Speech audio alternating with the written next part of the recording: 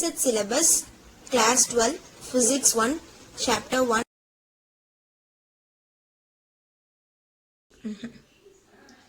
Question 12. Two insulated charged copper spheres A and B have their centers separated by a distance of 50 cm. Have their centers separated by a distance of 50 cm. What is the mutual force of electrostatic repulsion if the charge on each is இது? So நம்மளுக்கு என்ன கொடுத்துருக்காங்கன்னா ரெண்டு charge Q1 value சரி Q2 value சரி ரெண்டுமே 6.5 into 10⁻⁷ coulomb. இது given. Okay, இது ஒரு கிவன். அடுத்தது என்ன சொல்லியிருக்காங்க, டிஸ்டன்ஸ் R 50 சென்டிமீட்டர்னு சொல்லியிருக்காங்க. ஸோ நம்ம என்ன பண்ணிடணும், டிஸ்டன்ஸை மீட்டராக மாற்றணும், 0.5 மீட்டர். நெக்ஸ்ட்டு இப்போ என்ன சொல்லியிருக்காங்க, what is the mutual force of electrostatic repulsion. ஏன் அப்படி சொல்கிறாங்கன்னா ரெண்டுமே சேம் சார்ஜ், அதாவது ரெண்டுமே ப்ளஸ் சார்ஜ். ஸோ அது ரிப்பல்சிவ் ஃபோர்ஸு. அந்த ரிப்பல்சிவ் ஃபோர்ஸ் என்ன அப்படின்னு கேட்டிருக்காங்க. அதே மாதிரி இன்னொரு பாயிண்ட் ஹைலைட் பண்ணியிருக்காங்க, the radii of A and B are negligible compared to the distance of separation.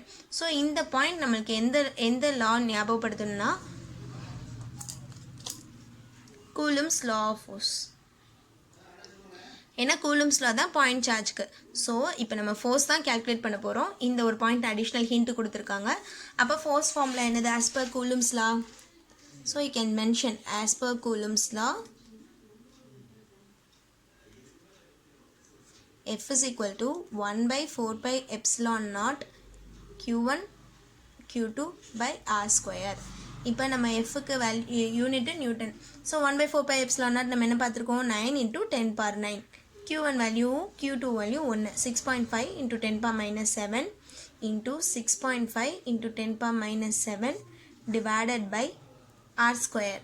R value என்னது 0.5. So 0.5 the whole square. So இப்போ சிம்ப்ளிஃபை பண்ணலாமா, என்ன பண்ணும், 9 into 6.5 into 6.5 into 10⁻⁻14 plus 9 divided by 0.25.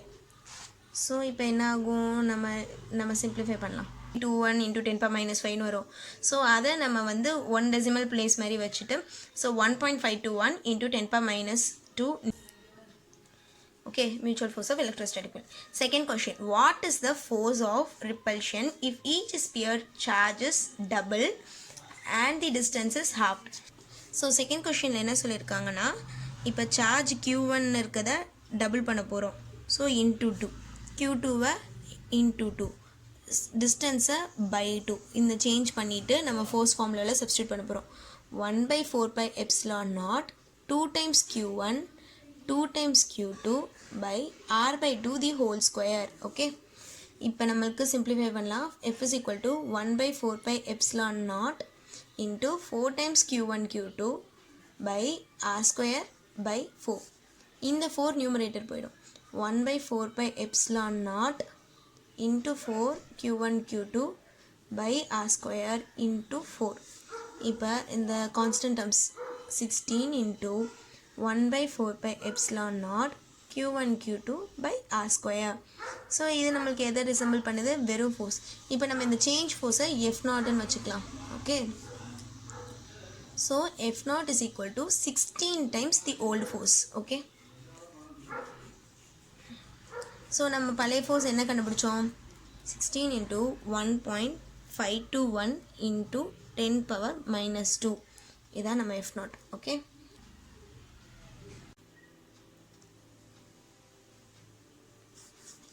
So simplify பண்ணோன்னே இது வந்துடும். Okay, so இது ரெண்டே எடுத்து எழுதிடணும், அவ்வளோதான்.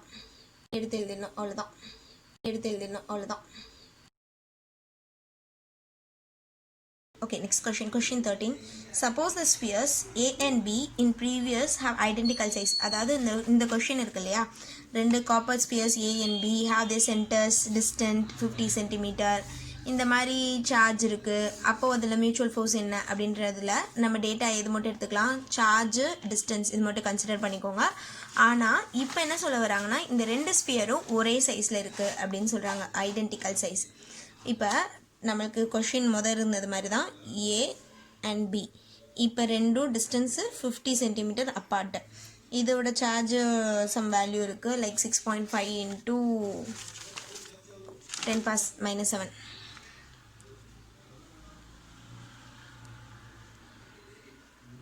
ஓகே இதான் சார்ஜர்.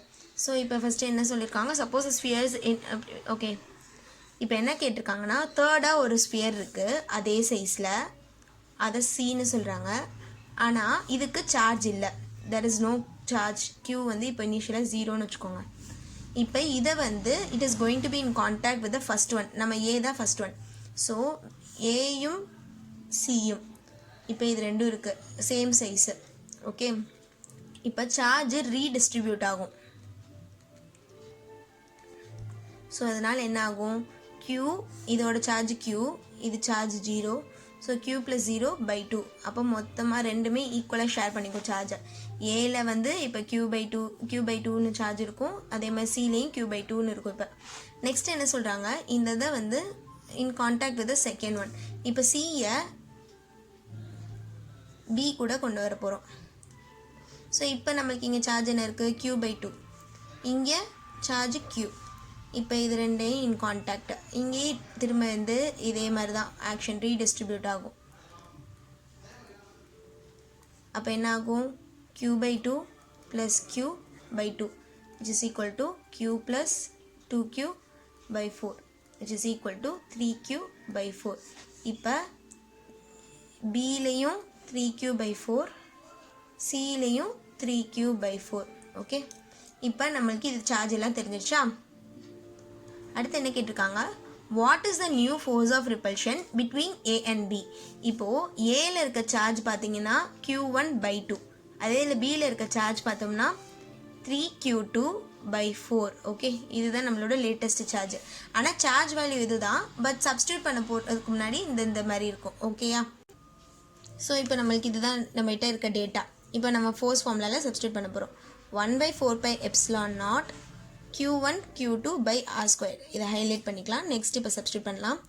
1/4πε0 இன்ட்டு Q1க்கு வேல்யூ என்ன இருக்குது, Q1/2. So Q1/2 into Q2 value என்னது, 3Q2/4 இன்ட்டு 1/r². இப்படி எழுதிக்கலாமா. இப்போ நெக்ஸ்ட்டு ஆக்சுவல் வேல்யூ சப்ஸ்டியூட் பண்ணும். ஆர் வேல்யூ நம்மளுக்கு தெரியும் 50 cm which is equal to 0.5 meter. இப்போ 1/4πε0 வேல்யூ 9 × 10⁻9. நெக்ஸ்ட்டு Q1 வேல்யூ என்னது, 6.5 × 10⁻7 into 3 into 6.5 × 10⁻7 divided by 2 4s are 8 into r², 0.5 the whole square. இப்போ இதுதான் நம்மளோட force, new force after change identical பாடிஸ்க்கு, அதனால் ஐடின்னு வச்சுக்கலாம். FID is equal to 9 × 6.5 × 3 × 6.5 into 10⁻9 - 14 divided by 8 into 1/2 the whole square வச்சுக்கலாமா. Actually நம்ம இந்த இவால்வேஷன் பண்ணாமல் நம்ம எப்படி கூட பண்ணலாம். எப்படின்னா 1/4πε0 Q1 Q2/r² into 1/8. So into 3 எதுவும் இருக்கணும். இப்போ இதில் Q1 Q2r² 4πε0 இதை மட்டும் குரூப் பண்ணியாச்சு. இந்த 1/8 into 3 இருக்கட்டும். இப்போ நம்மளுக்கு ஆல்ரெடி இந்த வேல்யூ தெரியும்ல, 1.521 × 10⁻2 into 3/8. இதை நம்ம சிம்பிளிஃபை பண்ணாலே ஆன்சர் கிடச்சிடும் நம்மளுக்கு.